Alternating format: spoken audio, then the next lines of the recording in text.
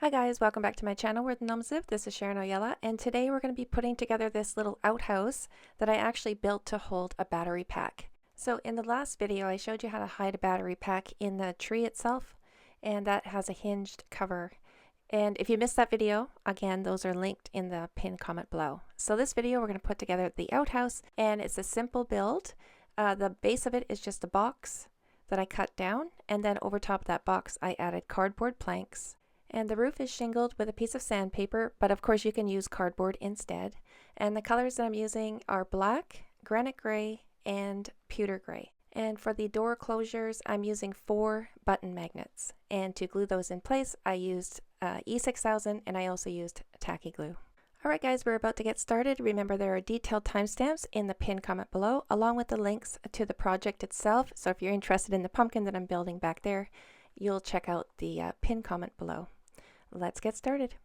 Alright, so this is going to be a quick build. I'm not going to be paying attention too much to straight edges and all that. I want this to be a little bit wonky. So I just had a box that was tall enough for my battery pack, and I cut that box down. You can see there in my hand. The bottom of the box I cut down, and then I cut the top of the box, the lip off, and that's going to be my door.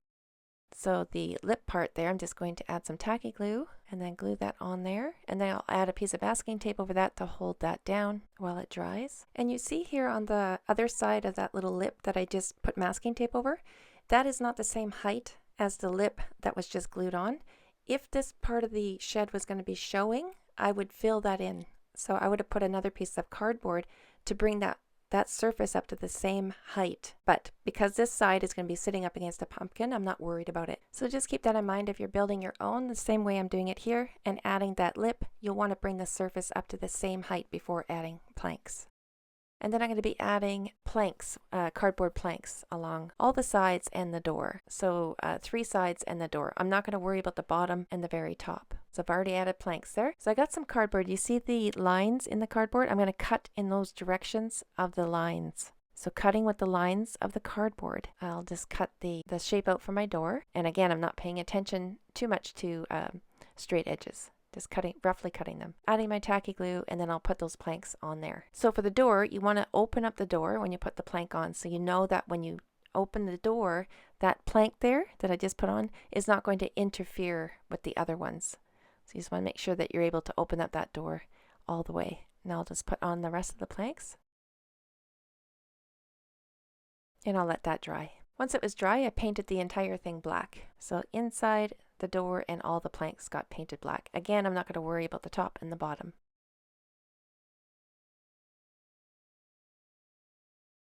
So now I'm going to put on the color, which is pewter gray. So I'm going to paint that over the black, and I'm leaving a little bit of the black showing through like that.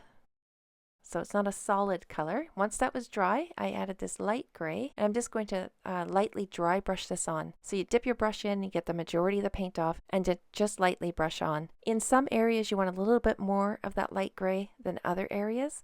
This is supposed to look like dried out wood that's really old. So parts of it's going to be darker than other parts. So light dry brushing in some areas, and a little bit more heavy dry brushing in other areas. And then take some black. Same thing, I'm going to dry brush this, paying attention to the top and the bottom of the planks because that's where I want most of the age. And then along where the planks meet up with each other, I put a little bit more black. Now because my planks were too close together, I lost some of the separation there. I used a fine tip pen, black pen, to get that separation back.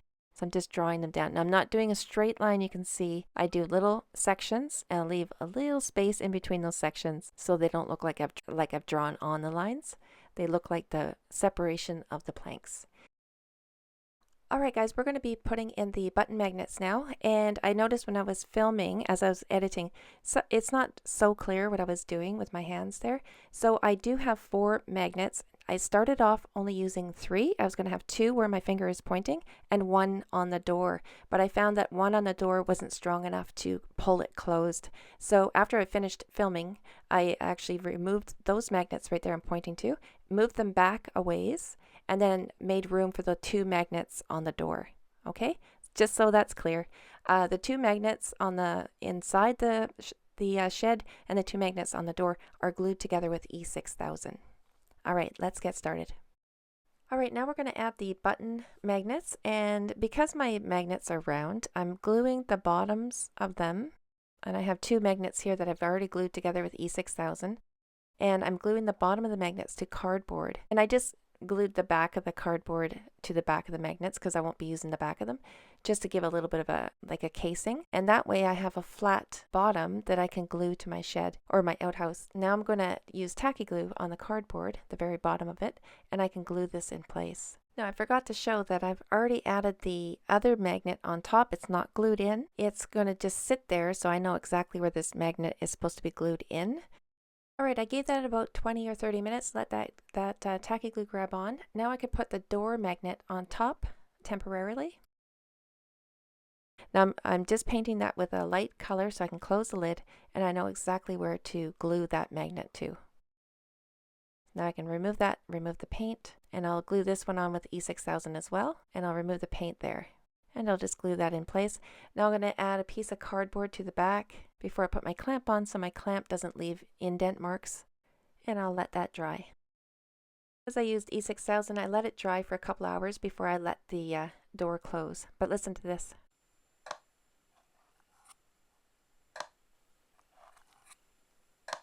I love that sound. Anyways, let's move on to the roof. It's just, again, simple cardboard, and I just got the size there, and I was just testing it out. And then I'm going to shingle it with this piece of sandpaper that's actually a floor sanding paper that my boyfriend gave me that was left over from one of his jobs. So I just cut down strips here, and then I'll cut them into little squares. So I always lay out the pattern first before I put the glue on. So I'm just going to be using hot glue on this project here for these shingles. If I was doing a big roof and if I was selling the thing, I would be using hot glue just to hold them in, and then I would put a bead of tacky glue on the top. But this sandpaper has like a self-sticky part to it at the bottom too, so I wasn't worried about using just hot glue. So I'm going to start at the bottom like I said and go right across. I'm not going to worry about overlapping one edge because I can cut that later. And you want a little bit of a space between them, and you want them to overhang the bottom. So the second row, you don't want to put them right on top of each other. You want to stagger them. The top row is going to stagger over the bottom row so that you don't have a straight line going down. So I need a little one for the front there. So I'm going to cut a little piece first before I lay down the glue. Bead of hot glue, and then I'll put my second row on, starting with that smaller piece. Now I can just put the rest of them on, and you can see they're staggering over the first row over the seams. There we go. Now I just have to cut off the one edge. And then the very top, the peak, I'm going to make a strip, a wide strip, and it's going to overhang on each side. Now for the front and the back, I just put a piece of cardboard on the back, and I'm going to outline with my pen here because I want to fit a piece right inside the roof so I can put my planks on there. So I've got my little triangle, cut that out, and I'll use that as a template to cut out another one for the front side. I'm just going to test it here to make sure that it's going to fit. And it does. So now I can add planks to these two pieces as well. So I'll just get another square, and I'll put my triangle on there, make sure that all the edges go right to the edge of the square, and it does. So now I can just cut these into planks, and I'll put glue on my little triangle, and then I'll add my planks to this. You want to make sure that your triangle is in the right direction, that you're putting the planks in the right direction. You might want to just write the letter T on the top of your triangle so you know which is up. Okay, so you don't glue everything in the wrong direction. So once that is dry, you just have to cut off the edges, and then you have the front and the back of your little roof.